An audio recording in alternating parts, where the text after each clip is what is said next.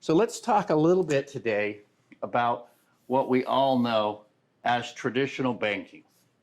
So when we get our paycheck, we deposit our money normally into a standard checking account. Goes in there, sits in the bank. I'd like to ask you a question. How much is your bank paying you for your checking account? Pretty much zero, right? That was pretty much my answer. And so from our checking account, we have several things that we have to pay, that we have, whether it's debts, expenses, whatever, that come out of here. And pretty much the biggest one we have to pay is our mortgage. We have to make that payment month after month. And maybe you have a car payment here, maybe you have a credit card, maybe you have another credit card, maybe you have a student loan, whatever debt you have. Then you have your expenses, right? Which is usually your gas, your groceries, your food, whatever. Maybe you have your utilities here and maybe miscellaneous over here. And oftentimes we'll peel off a portion and we'll put it over here in our savings. And sometimes before you ever get your check, there's an IRA contribution that comes out of it pre-tax. In our typical banking model, who generally makes money on the transactions when money is flowing out of your checking account? Not me, right? Not you.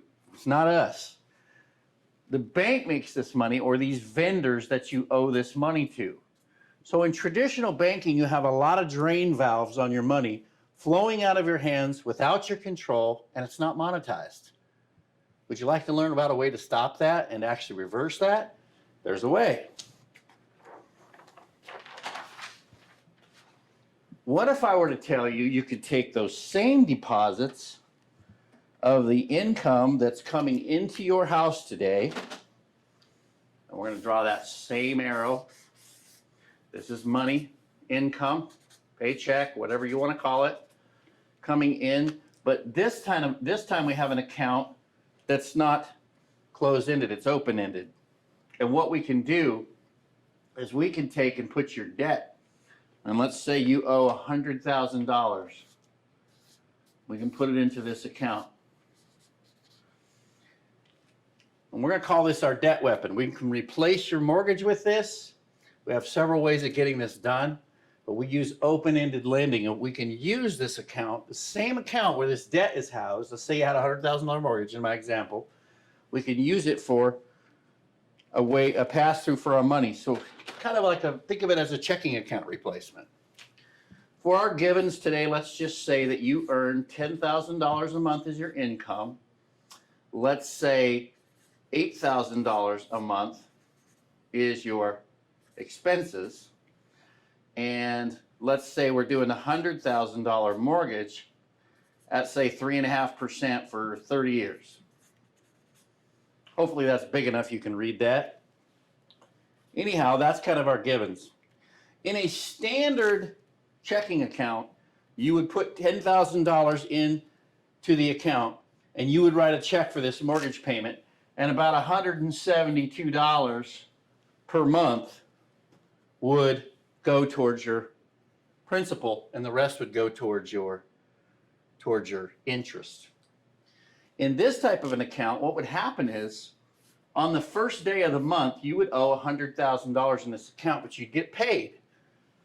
And when you put your $10,000 in here, that's a deposit, just like it were a checking account. What happens is that makes your balance in the account now, throughout the middle of the month, $90,000.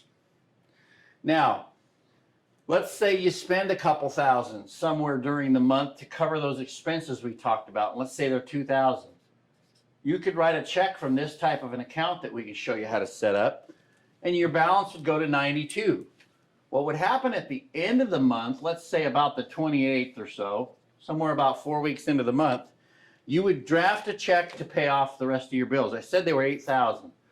So I normally have people use a credit card. Why? Because we want to create float. What's float, Jason? Let me explain what float is. If you owed the bank $100,000 and you got a $50,000 bonus check from your boss, right?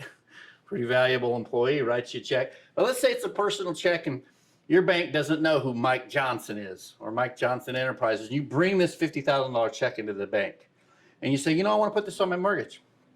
What are they going to tell you? Well, Mr. Jones, you know, we need 5 to 14. I've heard some banks say up to 10 or 14 days for processing or for clearing. They have little words they use for it. What they really want to do is for a couple of weeks, they want to charge you interest on the $100,000. And for a couple of weeks, they want to gather interest on the $50,000 that you handed them. So they're making money twice on the same dollar bill. What I'm going to show you today is how you can do the same thing. And I got a fun little fact I want to throw in right here. I'm not sure if you're aware of this, but during the pandemic, in a 4-month span, our federal government printed 40% more cash and added 40% more money to our money supply, our U.S. money supply, than we already had. Guys, inflation is known as a stealth tax. What do you think that's going to do to the price of lumber, the price of gas, the price of a loaf of bread? I think I read somewhere by 1990, your dollar that you had in 1935 had the spending power back then of $20, which is now $1. So it's amazing looking at, okay, if they just almost doubled the money supply, what's it going to do from 2020 to 2022? Now, you need to learn how to leverage your money. Right now in your checking account, like I could flip back and show you, you're not making anything. This is a way to get your money to put a set of Carhartts on your paycheck as you're floating it through your account where it's knocking down interest charges for you and your money is working for you while you sleep. Because what does Warren Buffett say? Compound interest. He that understands it will collect it. He that doesn't will pay it. A mortgage is the worst way in the world to pay for a house, but it's the only way that the bank ever offers. So at the end of the month, after you pay off these bills, you're going to write a $6,000 check to pay this credit card to zero because you put the other $2,000 of your debt maybe here. Your balance is $98,000. Now, as to not confuse you as to what's happening, let's call this July. You don't have to take the $2,000 and spend it out of here with this debit card or check that comes with this. Normally, this would be like a line of credit or something. We use a specific type of open-ended lend. You could have put the whole $8,000 here and just left the $90 all month to the end and then stroked an $8,000 check. But let's just take a look at what this looks like in August.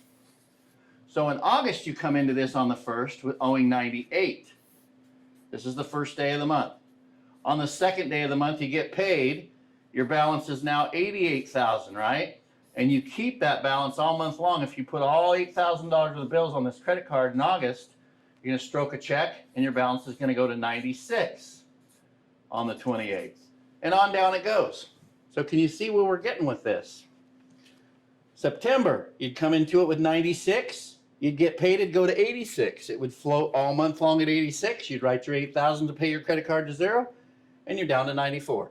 And on down it goes at $2,000 a month.